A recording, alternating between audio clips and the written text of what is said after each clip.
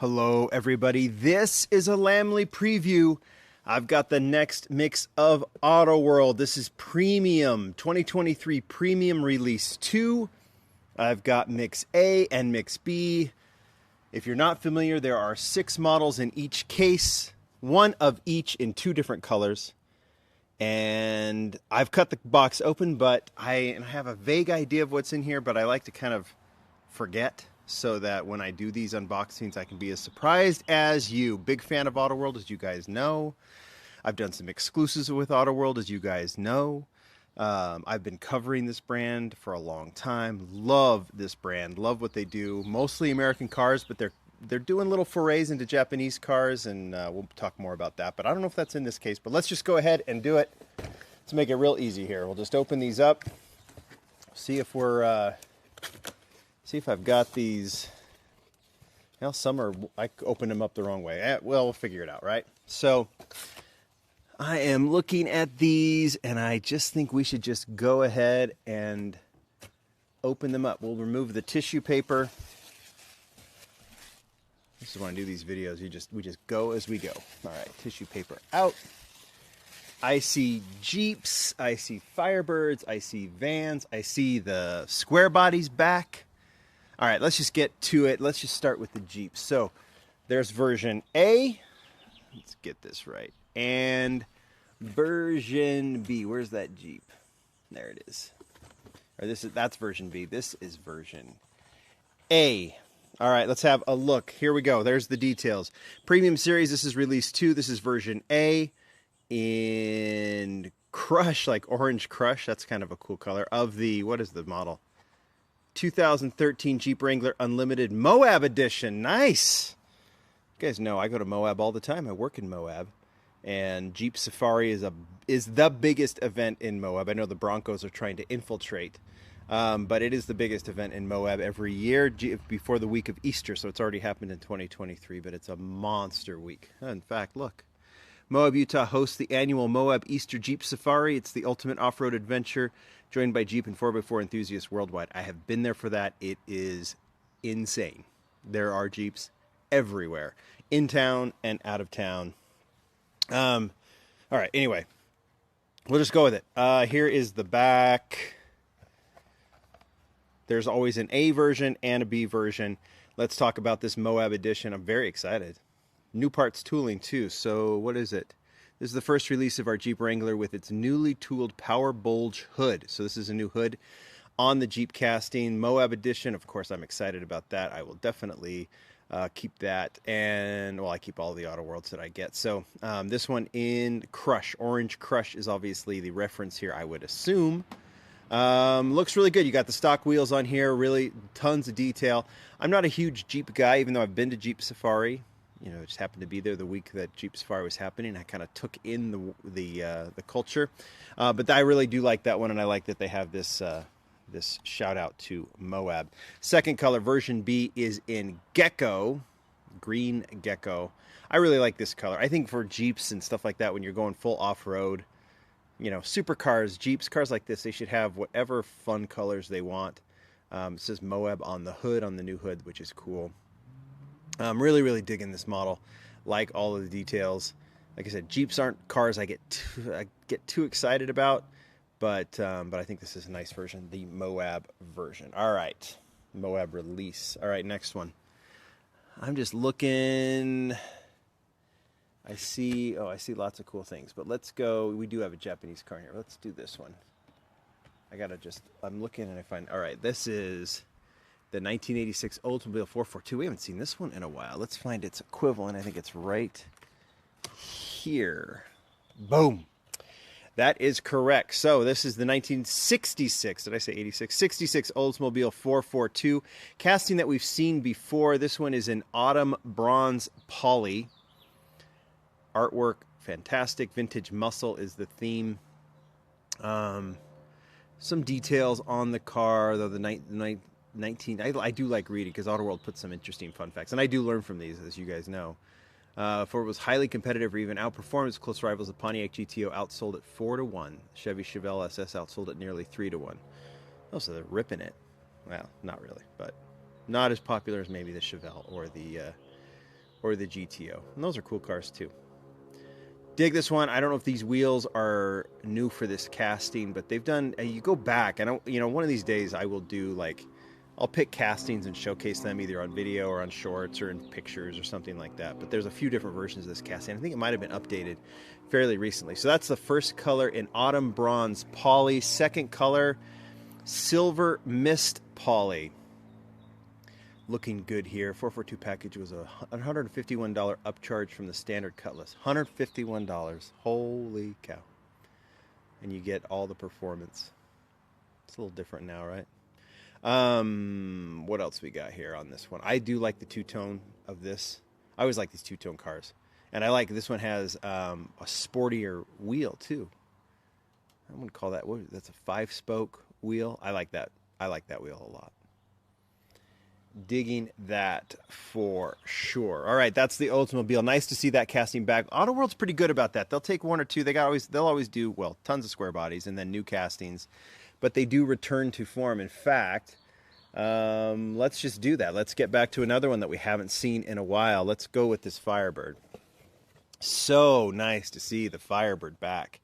It's been a few mixes. This is the 1969 Pontiac Firebird. They're saying limited edition. They're not putting the numbers on here of how many they've produced. This one is in espresso brown poly. Looks really good. Digging the wheels on this one. I guess that's brown. In this light, it looks almost black, but obviously what it says is what it says. Maybe it's in the bright light here, but I love this one. Again, two-tone. Anytime they do a two-tone model, I'm always, or vinyl roof, whatever you want. I'm a two-tone might be the, you car guys can tell me, this isn't a two-tone car. I mean, I guess it has two colors, but it's more of like the vinyl top, right?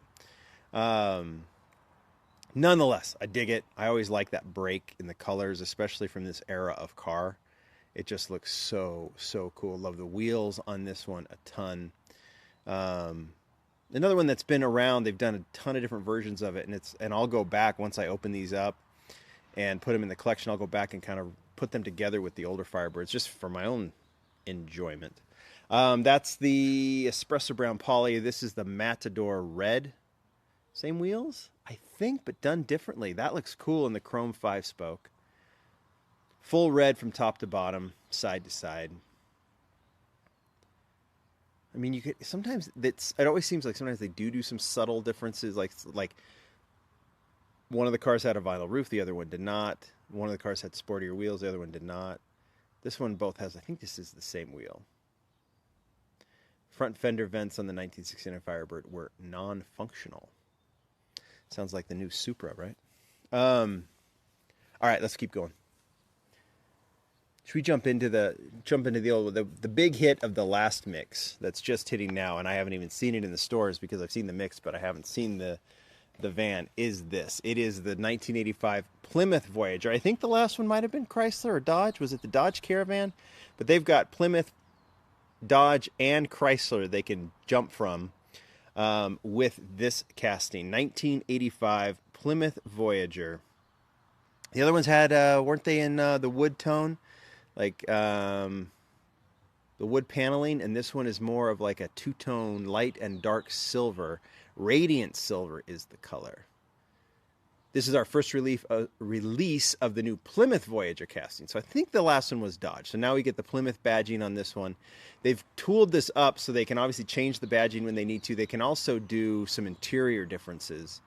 From 1974-93, the Voyager nameplate was used on the Plymouth full-size vans. Obviously, this is the minivan that was released in the mid-'80s, right? This is the OG minivan, right? And that's one of the cool things about this. And I have to say, the response from you collectors, I think I was interested in what is essentially a boring old car, but tons and tons of excitement about this because I think a lot of you grew up in these, right?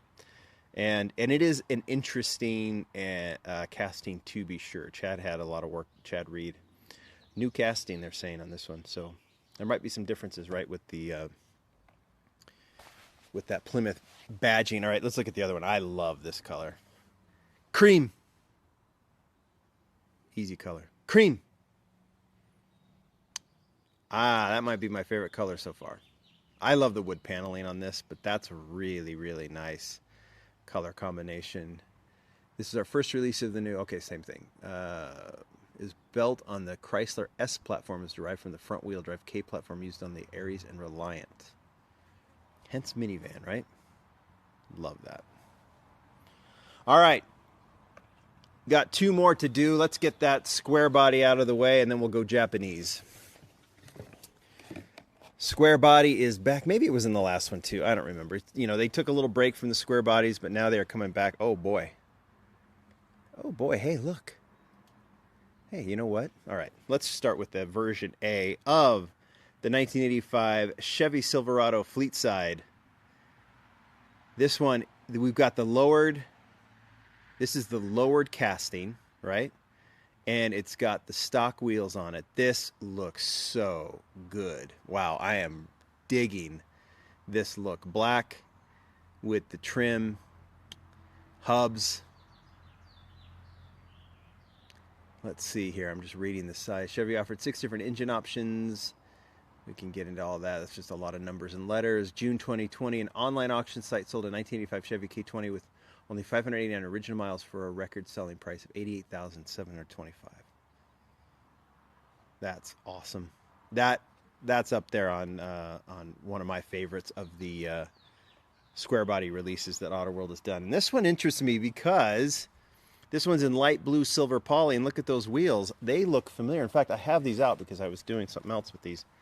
That's the wheels we used on this, and this was the first time they used those wheels. They took I think these were the Dodge Demon wheels and used them on the casting we did for Lamley with J-Car.